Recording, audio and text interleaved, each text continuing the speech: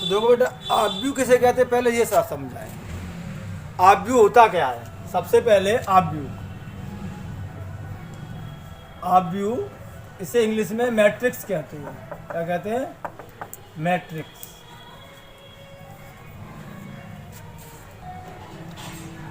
आव्यूह किसे कहते हैं? तो आव्यूह कुछ नहीं होता है, संख्याओं को अगर हम एक आयताकार रूप में व्यवस्थित कर दें, एक विधि होती है, संख्याएं कुछ ले लो और उसको आयताकार रूप में इस तरीके से व्यवस्थित कर दिया जाए, कुछ भी नंबर ले सकते हैं इसकी जगह पर, तो संख्याओं को आयताकार रूप में व्यवस्थित करना ही आव्यूह कहलाता है। जैसे कभी हम स्कूल में सीटिंग प्लान करते हैं, तो जैसे ऐसे लिखा, हमने 6 के बच्चों को बैठाला, फिर 7th के बच्चों को बैठाला और फिर 8th के बच्चों को बैठाला, तो एक हमें एक आयताकार रूप प्राप्त हो जाएगा। ठीक है, तो आव्यूह क्या होता है? mn संख्याओं को वह रूप जहां m को पंक्ति के रूप में और n संख्याओं को स्तंभों के रूप में व्यवस्थित करना ही आव्यूह कहलाता है। ये तो होगी आव्यूह की परिभाषा। आव्यूह होता क्या है? संख्याओं का अरेंजमेंट होता है, व्यवस्थित करना। किस रूप में? आयताकार रूप व्यवस्थित करना। ऐसे देखिए, ये भी आयत है और ऐसे बना दो तो ये भी आयत है। इस तरीके से जो लाइन जाएगी उसको कहते हैं पंक्ति, और इस तरीके से जो लाइन आएगी उसे कहते हैं स्तंभ। ठीक है, तो आव्यूह संख्याओं को आयताकार रूप में व्यवस्थित करने के क्रम को आव्यूह कहते हैं। और जहां mn संख्याओं के निकाय को, जहां m पंक्तियों की संख्या है तथा n स्तंभों की संख्या है। m पंक्तियों की संख्या है और n स्तंभों की संख्या है। mn संख्या के निकाय को, जहां m पंक्तियों की संख्या तथा n स्तंभों की संख्या है, को आयताकार रूप में व्यवस्थित करना। आयताकार रूप में व्यवस्थित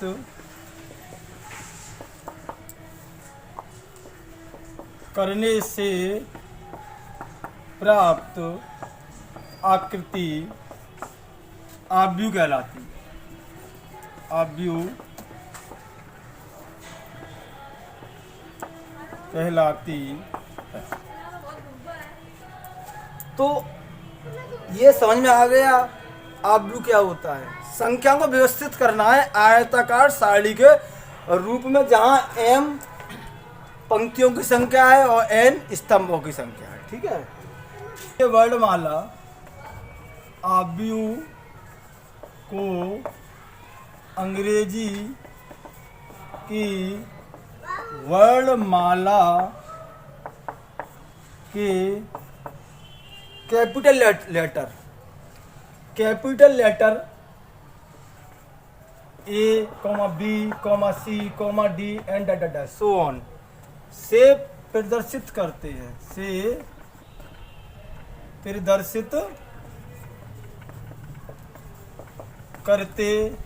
हैं,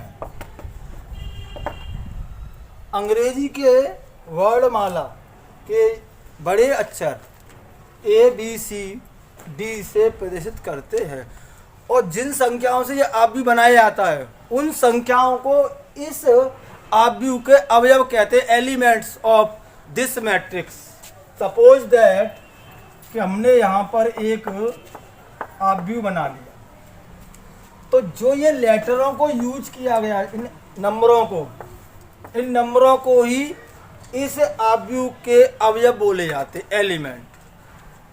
आव्यूह के अवयवों को अंग्रेजी के छोटे लेटर से डिनोटेड किया जाता है, प्रदर्शित करते टू डबल सफिक्स लगाकर, डबल सफिक्स लगाकर प्रदर्शित करते हैं। द्वि अनुलग्न कहते हैं हिंदी में। तो लिखेंगे आव्यूह के अवयवों को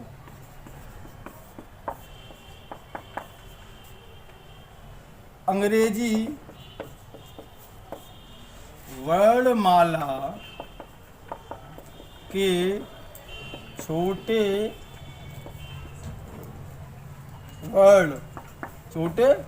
वर्ड जैसे A, B, C and dash से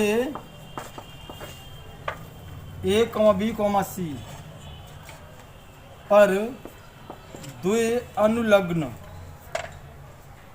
अनुलग्न डबल सफिक्स लगाकर प्रदर्शित करते हैं। फॉर एग्जाम्पल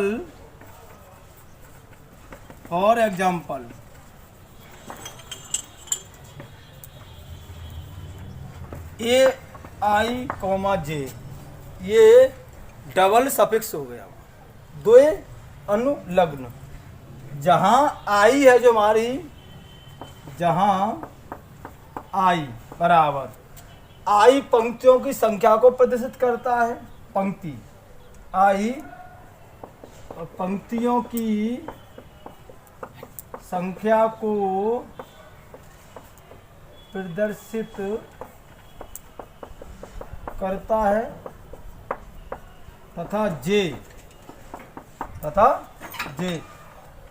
स्तंभों की संख्या को प्रदर्शित करता है। स्तंभों की संख्या को प्रदर्शित करता है। ठीक है। और इस आव्यूह को हम इस तरीके से डिनोट कर सकते हैं, m इंटू n। ये लिखने का तरीका m इंटू n, जहां पर m गुणा n इसका क्रम शो कराता है। आव्यूह का क्रम denoted by m into n। आव्यूह क्रम को किस क्रम का आव्यूह m इंटू n से प्रदर्शित करते हैं? आव्यूह क्रम m क्रॉस n से, यानी m गुणा n से प्रदर्शित करते हैं। ये किस क्रम का आव्यूह है? सपोज दैट यहाँ पे मैंने एक छोटा सा आव्यूह ले लिया, जहाँ पर m क्या है, इसमें दो पंक्तियों की संख्या है, और n क्या है, स्तंभों की संख्या है। तो m और n, m पंक्तियों की संख्या और n स्तंभों की संख्या, तो m इंटू n 2 इंटू 3, इसका क्रम जो है वो क्या हो गया, 2 इंटू 3 इसका क्रम हो गया। आव्यूह क्रम पंक्तियों की संख्या गुणा स्तंभों की संख्या। अगर हम इनका गुणा कर देते तो कुल अवयव प्राप्त हो जाते हैं। कुल अवयव इसमें कितने, 6, तो 3 2 या 6, तो कुल अवयवों की संख्या इनका इंटू करने से हमें मिल जाती है। इसका क्रम क्या है, ये 2 गुणा 3 का अवयव 2/3, यानी कि 2 इसमें पंक्ति है और 3 इसमें स्तंभ है। काउंट करके देखेंगे, 1 2, 2 पंक्ति हो गई, 1 2 3, 3 स्तंभ हो गए। तो इसका ऑर्डर क्या हो गया, 2 गुणा 3 का ये अवयव, 2/3 का ये मैट्रिक्स है। ठीक है। तो अब हम इसे रेज कर दे रहे हैं। अब इसके बाद हम बताएंगे मैट्रिक्स के प्रकार। मैट्रिक्स कितने प्रकार की होती है, काइंड्स ऑफ मैट्रिक्स। तो आव्यूह के प्रकार, सबसे पहला आव्यूह क्षैतिज आव्यूह बोलते हैं, जिसे क्षैतिज आव्यूह। क्षैतिज आव्यूह हॉरिजॉन्टल मैट्रिक्स, क्षैतिज रेखा इस तरीके से होती है, इस तरीके से हमारी मैट्रिक्स बननी चाहिए। इसका मतलब क्या है, इसकी लंबाई ज़्यादा हो और चौड़ाई कम हो।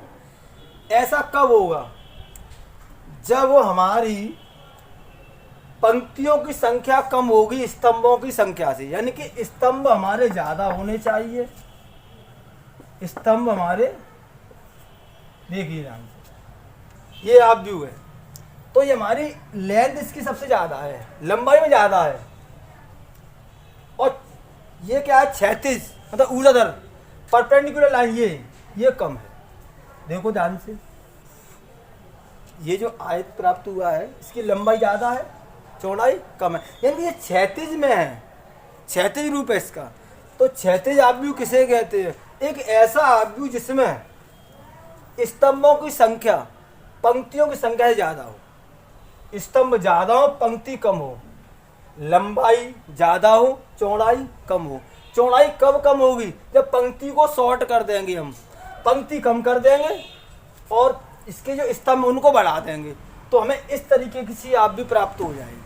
ठीक है, तो क्या लिखेंगे, एक ऐसा आव्यूह, क्या लिखेंगे, एक ऐसा आव्यूह, एक ऐसा आव्यूह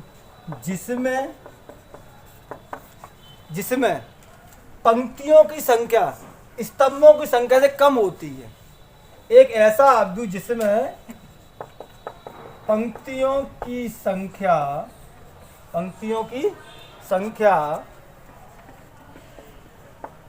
स्तंभों की संख्या से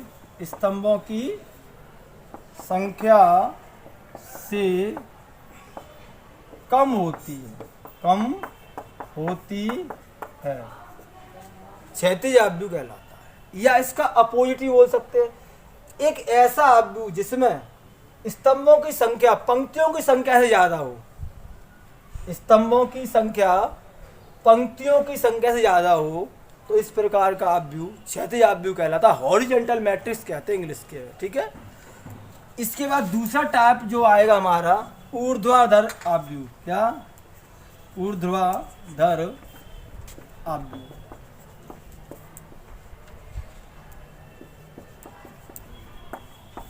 ऊर्ध्वाधर आव्यूह किसे कहते हैं, हॉरिजॉन्टल मैट्रिक्स और परपेंडिकुलर मैट्रिक्स, परपेंडिकुलर ही होता है।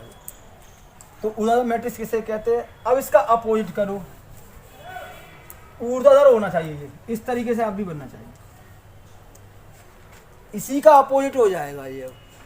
ऐसा आव्यूह कब बनेगा, जिसकी चौड़ाई ज़्यादा हो, इस तरीके से ज़्यादा हो, और इस तरीके से लेंथ सी कम हो जाएगी, लंबाई। तो ये लंबाई कब कम होगी, जब इसके कहने का मतलब क्या, इसके कॉलम जो बनते हैं, पंक्ति जो बनती हैं, स्तंभ, ऐसे स्तंभ कम होंगे और पंक्ति बढ़ेंगे। तो पंक्ति बढ़ने से और स्तंभ कम होने से ऊर्ध्वाधर आव्यूह बनता है। जैसे फॉर एग्जांपल ये, ध्यान से देखो इस आव्यूह को, इस आव्यूह को आप ध्यान से देखो। इसमें क्या किया है, जो हमारी कॉलम थे, जो हमारे स्तंभ थे, उनको कम कर दिया है। स्तंभ उसमें ऐसे थे और पंक्ति कम थी, इसमें उल्टा हो गया है, स्तंभ कम हो गए हैं, पंक्तियों बढ़ गई। तो एक ऐसा आव्यूह जिसमें पंक्तियों की संख्या स्तंभों की संख्या से ज़्यादा होती है। पंक्ति इसमें कितनी है, 4, और स्तंभ कितनी है, 2। स्तंभ 2 है, पंक्ति 4 है। तो ये इस रूप में आएगा, ये ऊर्ध्वाधर परपेंडिकुलर मैट्रिक्स। तो इसकी इस तरीके से लेंथ बढ़ेगी नीचे की तरफ। तो इस प्रकार का आव्यूह हमारा ऊर्ध्वाधर आव्यूह कहलाता है। इसकी परिभाषा कैसे बनाएंगे, एक ऐसा आव्यूह जिसे पंक्तियों की संख्या स्तंभों की संख्या से अधिक होगी। यहां पर कम की जगह क्या बना देंगे, अधिक। परिभाषा यही रहेगी। एक ऐसा आव्यूह जिसे पंक्तियों की संख्या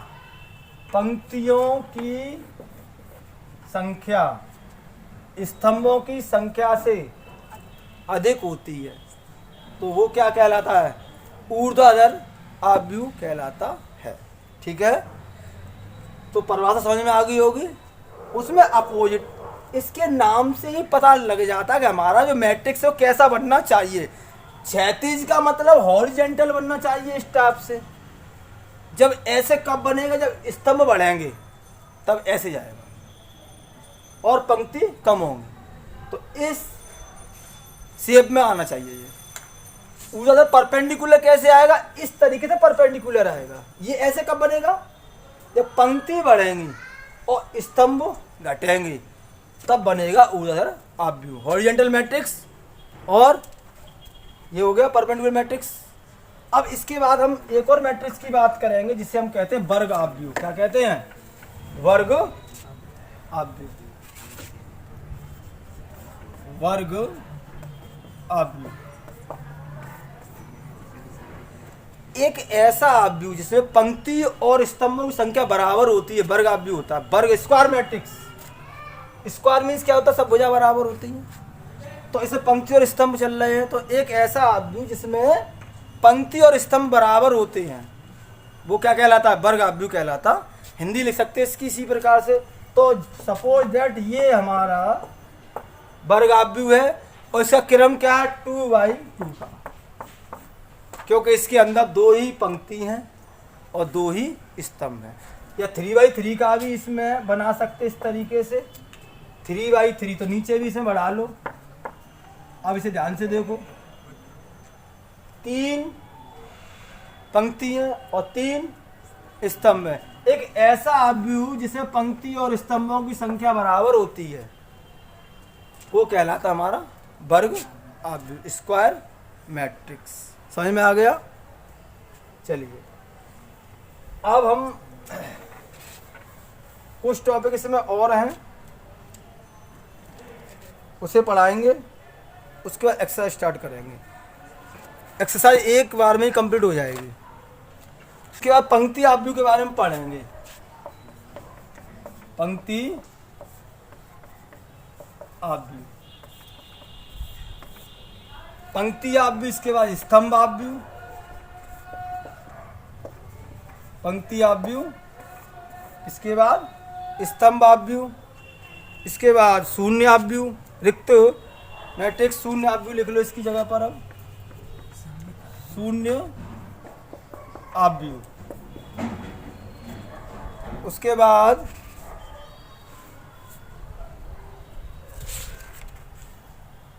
इकाई आव्यूह, बहुत परिभाषा है इसकी।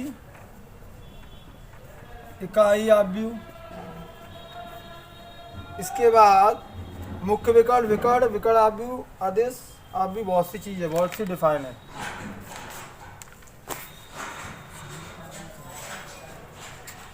इसके अंदर बहुत सी डिफाइन है। पंक्ति आव्यूह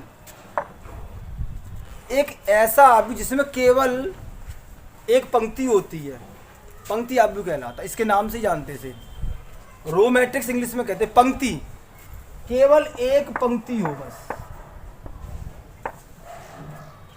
ये रहा। एक ऐसा आव्यूह जिसमें एक पंक्ति होती है, स्तंभ कितने भी हो, पंक्ति केवल एक पंक्ति में लिखे गए हो, ये तो वो हमारा पंक्ति आव्यूह कहलाता है। स्तंभ आव्यूह एक ऐसा आव्यूह जिसमें केवल एक स्तंभ होता है।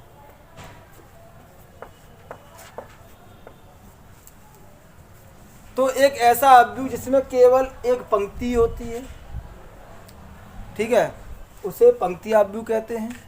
एक ऐसा आव्यूह जिसमें केवल एक कॉलम होता है, मतलब स्तंभ होता है, उसे स्तंभ आव्यूह कहते हैं। शून्य आव्यूह एक ऐसा आव्यूह जिसके सभी अवयव 0 होते हैं।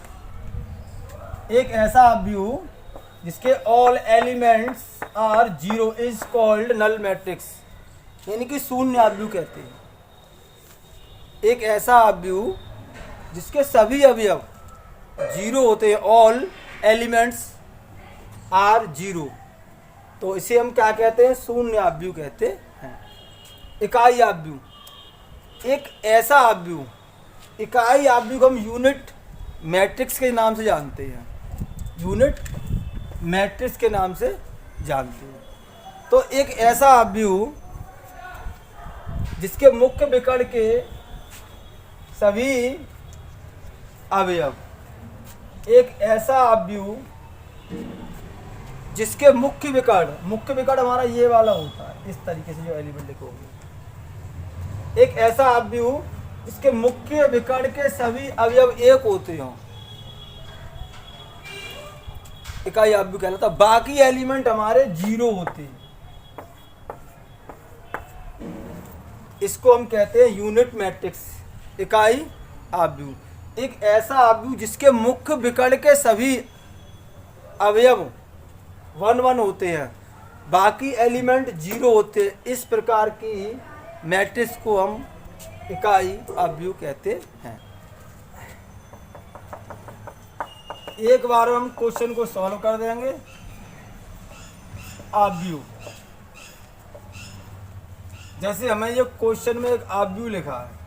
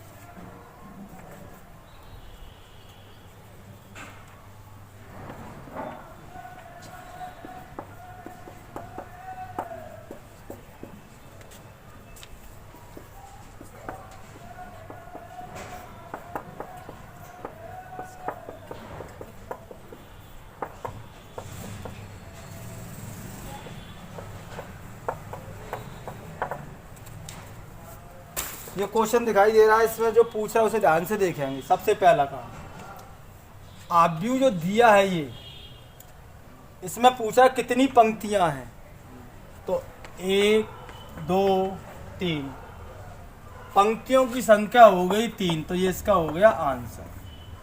दूसरा टॉपिक, कितने स्तंभ हैं, 1 2 3 4, तो इसका आंसर हो गया 4। तीसरा टॉपिक, क्रम क्या है इसका, तो जो इसका क्रम होता है, जो इसका ऑर्डर होता है, m इंटू n होता है क्रम।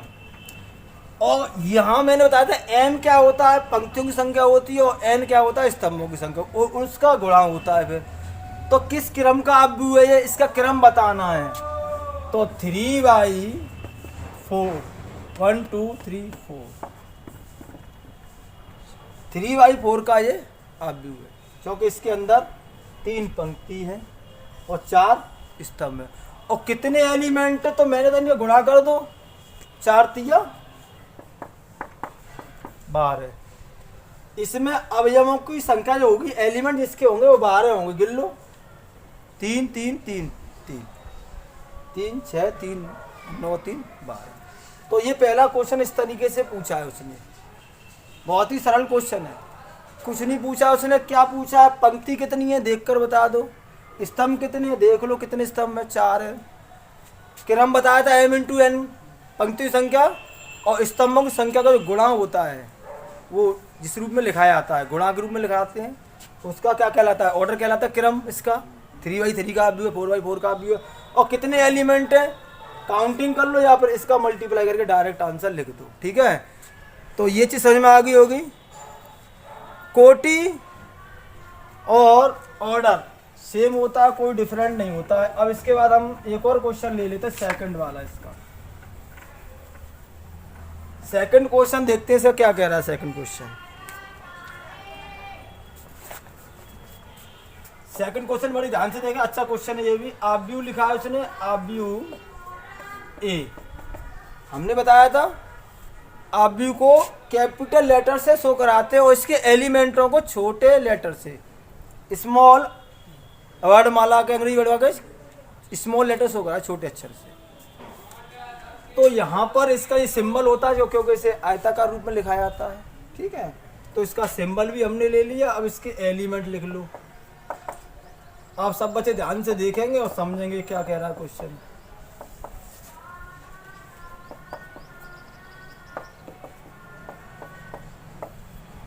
ये क्वेश्चन है और इसमें 3 क्वेश्चन पूछ रहा है।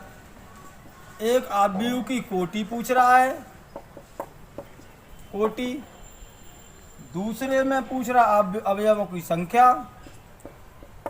अवयवों की संख्या। और तीसरे जो टॉपिक में पूछ रहा है अवयव उसने कुछ दे दिए हैं, अवयव दे दिए A13, A21, A33, A24, A23। इन अवयवों को बताना है कि ये कौन से अवयव हैं इसमें देखकर। आव्यूह की कोटि बताया था m इंटू n, पंक्तियों की संख्या और स्तंभों की संख्या का इंटू जो के रूप में लिखना है, उसकी ऑर्डर कहलाता है। तो कितनी पंक्तियाँ गिन लो इसमें, 1 2 3, 3 हो गया। और इंटू कितने स्तंभ में, 4 हैं, तो 3/4। तो इसका कोटि मिल गई हमें, इसका ऑर्डर मिल गया 3/4 का, ये मैट्रिक्स है। उसके बाद अवयवों की संख्या बताया था, इंटू कर दो सीधा, अवयव निकल आएंगे 12, चौके 4 तिया 12 होते हैं, और काउंट करें तो 12 ही मिलेंगे। उसके बाद इसकी बात करेंगे, ये एलिमेंट जो सिंबल बना के हमें दिखाई दे रही है, सफिक्स डबल सफिक्स से लिखे हुए हैं ये, जहाँ पर ये क्या होता है, पंक्ति की संख्या होता है, और ये होता है स्तंभों की संख्या। इसका फॉर्मूला भी मैंने अभी बताया था, IJ। I क्या है, पंक्ति की संख्या, J क्या है, स्तंभों की संख्या। अब इसे ध्यान से देखेंगे, इस वाले एलिमेंट को ध्यान से देखो, ये कौन सा एलिमेंट वो पूछ रहा है क्वेश्चन के तरफ। तो पंक्ति हमारी पहली है, I की संख्या 1 है और J की संख्या 3 है। तो पहली पंक्ति पे आ गए, यानी कि इस पंक्ति की बात कर चल रही है, इसके अकॉर्डिंग पहली पंक्ति। और स्तंभ कौन सा, तीसरा, तो वो एलिमेंट हमारा ये वाला होगा जिसकी पहली पंक्ति में है और तीसरे स्तंभ में है ये। तो इसका आंसर हम लिख देंगे 19। दूसरा पूछ रहा है 2 1, ये वाला अवयव कौन सा होगा, तो पंक्ति कौन सी है, दूसरी, क्योंकि I का मान हमारा 2 है, दूसरी पंक्ति, और स्तंभ कौन सा, पहला। तो हमारा 35 आंसर आ जाएगा इसका, क्योंकि दूसरी पंक्ति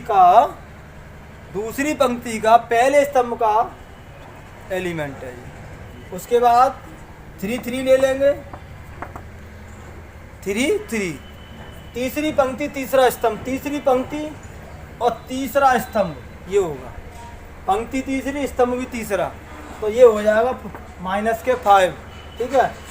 और पूछ रहा है A23 पूछ रहा है, क्या पूछ रहा है,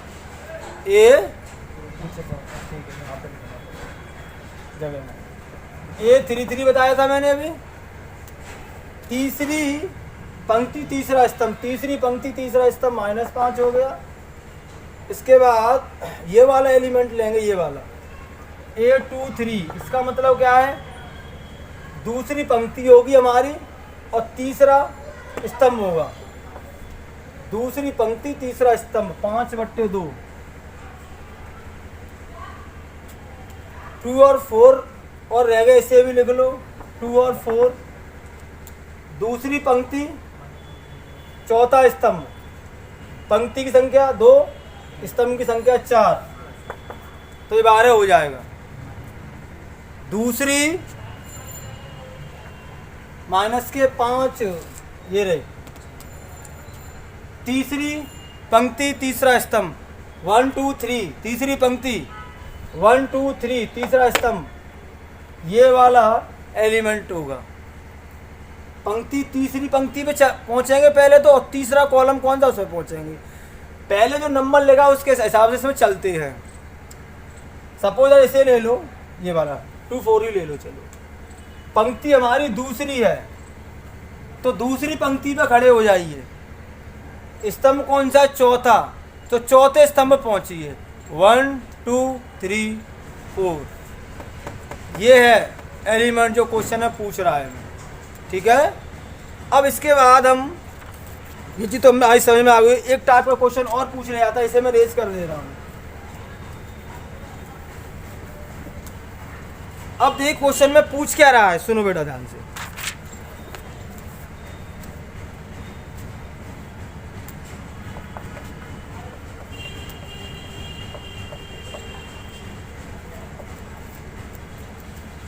एक 2 क्रॉस 2 का आव्यूह बनाना है हमें, 2x2 का, और इसमें जो आव्यूह है उसके जो एलिमेंट हैं I और J से उसकी रचना होती है, की रचना कीजिए। की रचना कीजिए। 2x2 का एक आव्यूह बनाना है और ये सिंबल किसका आव्यूह का है और ये इसके एलिमेंट हैं अंदर एलिमेंट, और एलिमेंट इसका जो ऑर्डर होगा इस उसके हिसाब से लिख दें कितने बाई कितने का आव्यूह हमें बनाना है। ठीक है बेटा, तो 2x2 का आव्यूह बनाना है तो माना हम अपनी तरफ से मान लेंगे इसे, माना जिस आव्यूह की हमें रचना करनी है, माना आव्यूह ए है उसे हमने पहले बना लिया अपनी तरफ से। पहला एलिमेंट है 1 1 होता है, दूसरा एलिमेंट 1 2 होता है, अब इसका 2 1 होता है और इसका 2 3 होता है। तो 2x2 का आव्यूह हमें चाहिए था, जिसके 2x2 का आव्यूह हमें चाहिए था जिसके अंदर 2 पंक्तियाँ और 2 ही स्तंभ हैं। तो इस तरीके से हमने ये आव्यूह मान लिया, माना आव्यूह ए बराबर ये दिया है। ठीक है, इसकी हमें इस क्वेश्चन के हिसाब से इसे बनाना है, इसका आंसर लेकर आना जो 2x2 का आव्यूह बनाएगा। क्वेश्चन में लिखा हुआ है एक 2x2 की आव्यूह की रचना करनी है हमें, यानी 2 पंक्ति 2 स्तंभ का हमें आव्यूह बनाना पड़ेगा क्वेश्चन के अकॉर्डिंग।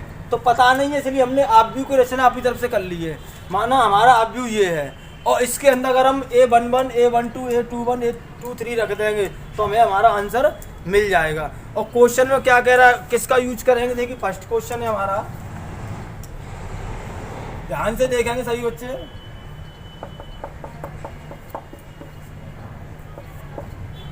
कहने का मतलब ये है कि ये जो दिया है इससे हमें आव्यूह की रचना करनी है, ये दिया है। ठीक है, तो ध्यान से देखो इसका यूज करके हमें ये आव्यूह बनाना है। तो पहले हमें क्या चाहिए, 1 1 चाहिए, तो आई जे की जगह पर 1 1 रख दो,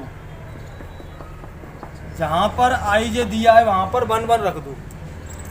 तो 2 एकम 2 2 और 1 3 और 3 का वर्ग 3 3 9/2 मिल गया हमें, यानी कि हमें ये वाला एलिमेंट इससे प्राप्त हो चुका है जो हमें आव्यूह का निर्माण करने में हमारी हेल्प करेगा। दूसरा एलिमेंट हमारा ये चाहिए, इसका निर्माण करने के लिए A12 चाहिए हमें, A12 चाहिए। तो I का मान 1 हो गया और J का मान 2 हो गया, क्योंकि I हमारा क्या होता है, पंक्ति की संख्या होती है, J हमारा स्तंभों की संख्या होती है।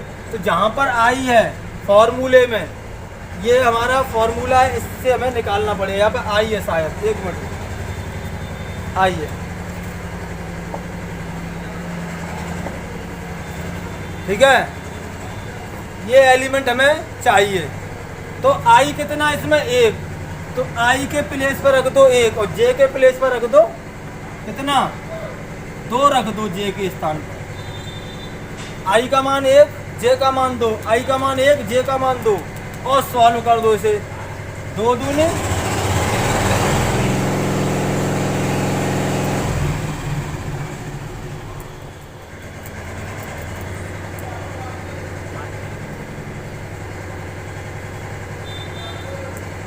1 मिनट वेट करें, तब तुम्हें जो नोट करना है वो नोट कर लो।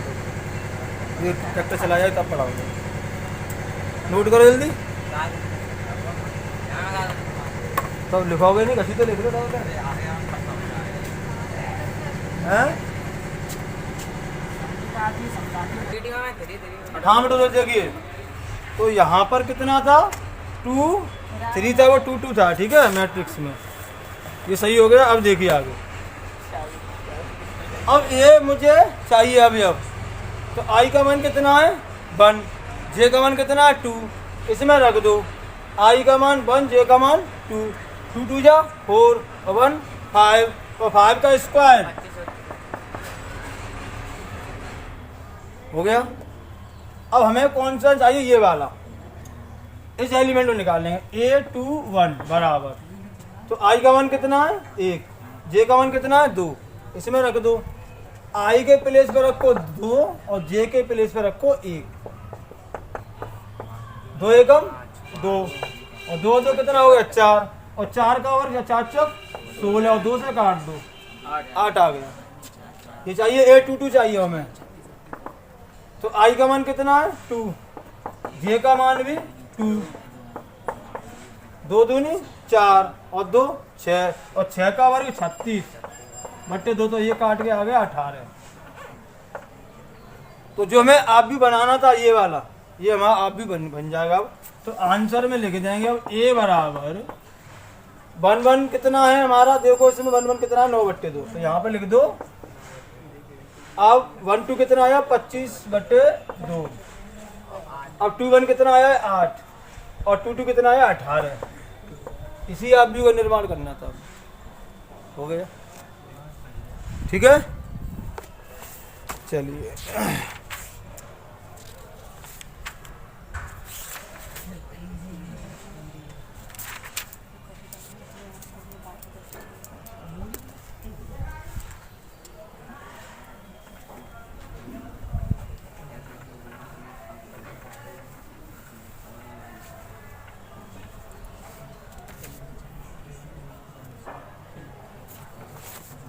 एक 3/4 की आव्यूह की रचना करनी है। 3/4 की आव्यूह रचना कीजिए जिसमें आई जे के जो दिया है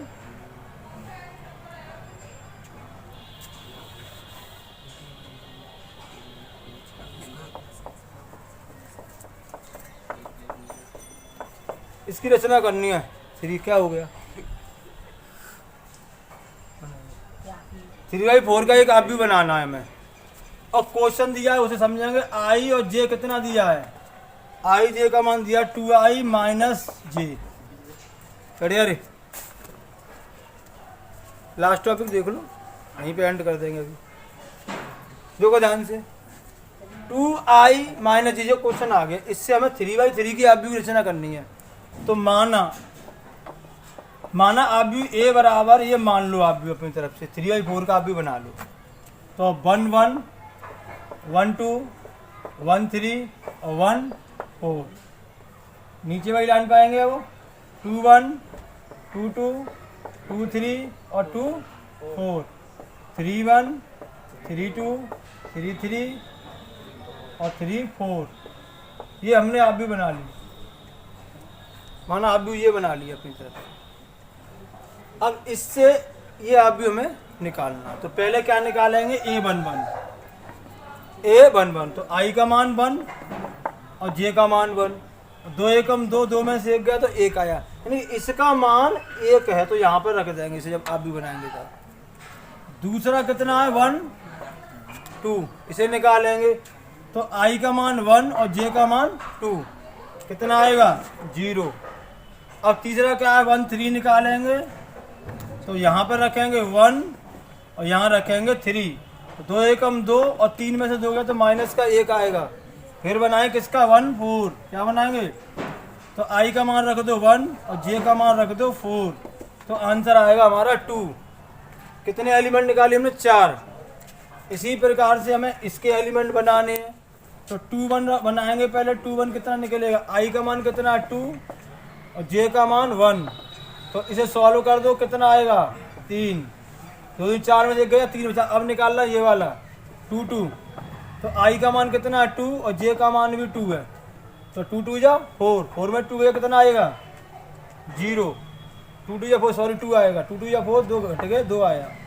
अब क्या निकालना है हमें 2 3। क्या निकालना है 2 3 निकालना है। तो i का मान कितना है 2 और j का मान कितना 3। 4 में से 3 का कितना बचेगा 1। अब कौन सा निकालना है 2 4। क्या निकालना है, i का मान 2 है तो 2 रख दो इसकी जगह पर, और j का मान 4 है तो 4 रख दो। 2 दूनी 4, 4 में 4 गया क्या आया 0। इसके चारों एलिमेंट निकालिए। अब निकालेंगे इसके a31 का। तो i का मान कितना है 3, कितना है, और j का मान कितना है 1। तो 3 दूनी 6, 6 में से 1 गया तो क्या बचेंगे 5। अब निकालेंगे 3 2 का। तो i का मान कितना 3, 3 रख दो, और j का मान कितना 2। तो 3 दूनी 6, 6 में से 2 गया क्या बचेंगे 4। अब 3 3 का निकालो। i का मान 3 और j का मान भी 3। 3 दूनी 6 और घटा के बचेगा 3। अब निकालेंगे 3 4। क्या निकालेंगे, i का मान कितना है 3 और j का मान कितना है 4। तो 3 दूनी 6, 6 में से 4 गए तो बचेंगे 2। इस तरीके से हमने इनके सभी एलिमेंटों को फाइंड कर लिया है इसके अकॉर्डिंग। अब इसका फाइनल आंसर लिख देंगे नीचे लाके। जो हमें आंसर लिखना है a बराबर, अब ये जो एलिमेंट हमने निकाले इनको इनके स्थान पर रखते चले जाएंगे। a11 कितना है 1, ये कितना है 0, ये -1 है और ये माइनस का 2 है, 3 है ये 2 1 0 4 5 3 2, यही हमारा फाइनल आंसर हो जाएगा। ठीक है, क्लियर हो गया।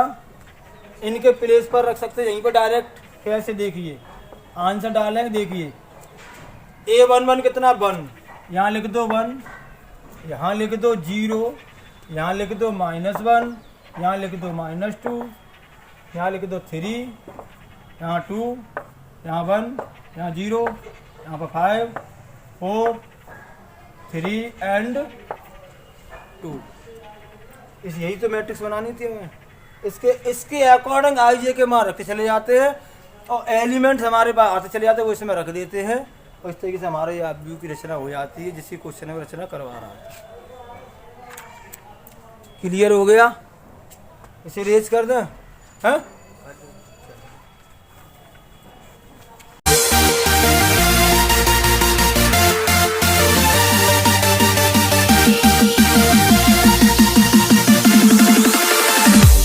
ठीक है, देखिए क्वेश्चन समझेंगे। क्वेश्चन हमारे से ये दिया है,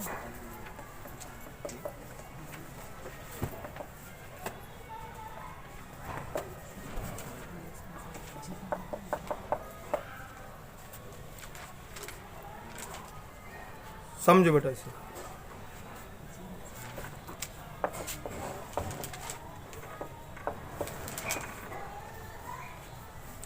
ये आप भी इस आप भी के बराबर और एक्स वाई जेड के मान निकालने। इसके अंदर क्या लिखेंगे, एक्स वाई जेड के मान ज्ञात कीजिए।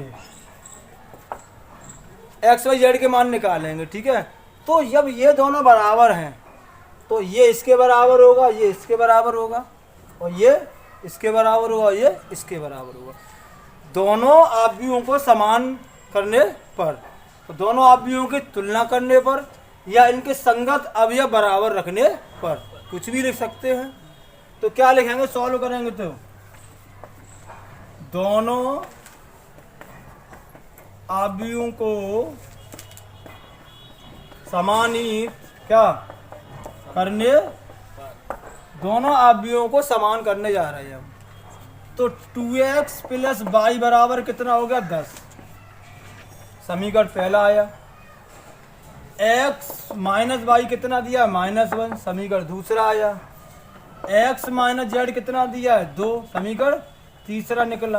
और x plus y plus z बराबर दिया है 8। समीकरण चौथा निकला। समान कर लिया है तुलना करने से दोनों की। ठीक है, अब कुछ नहीं करना, इन दोनों को सॉल्व करके चारों समीकरणों एक्स वाई जेड के मान निकाले जाएंगे। कैसे, देखिए ध्यान से देखें सब बच्चे। तो सबसे पहले मैं समीकरण 1 और समीकरण 2 को जोड़ता हूँ। समीकरण 1 और समीकरण 2 को जोड़ते हैं, तो देखिए ध्यान से क्या मिलेगा हमें। जोड़ दो, इससे ये कितना आया, 3x हो गया ये, और 10 में से 1 गया, 9 बचा। तो x बराबर 9/3, 3 त्रिका 9। x का मान निकाली हमने 3। अब x का मान समीकरण किसी में रख दो, 2 में रख दो या पहले में रख दो। तो x का मान समीकरण 1 में रखने पर, समीकरण 1 यही तो इसमें रख दो। x का मान कितना निकला, 3। तो कितना आया, 3 दूनी 6। 6 को उधर ले जाइए, कितना है y का मान, 4। x का मान 3, y का मान 4। समझ में आ गया। x y के मान, अब हमें z और चाहिए केवल, तो x y का मान 4 तो इसमें रख दो, 4 में तो z मिल जाएगा। या x का मान इसमें रख दो, 3 में तो भी z मिल जाएगा। इसमें रखेंगे तो दोनों मान रखने पड़ेंगे तब z मिलेगा। इसमें रखेंगे तो केवल x के मान से काम चल जाएगा। तो क्या लिखेंगे, x का मान समीकरण 3 में रखने पर, समीकरण 3 में रख दो। तो समीकरण 3 क्या है हमारे पास, ये हमारा समीकरण 3 है, और x का मान कितना, 3 है, रख दो। माइनस से माइनस, z का मान कितना आ गया, 1 आ गया। तो x बाई जेड तीनों मान निकल आ गया। इस तरीके से आज ये हमारी एक्सरसाइज यहीं पर फिनिश होती है। ठीक है, मिलते हैं नेक्स्ट वीडियो में, तब तक के लिए धन्यवाद।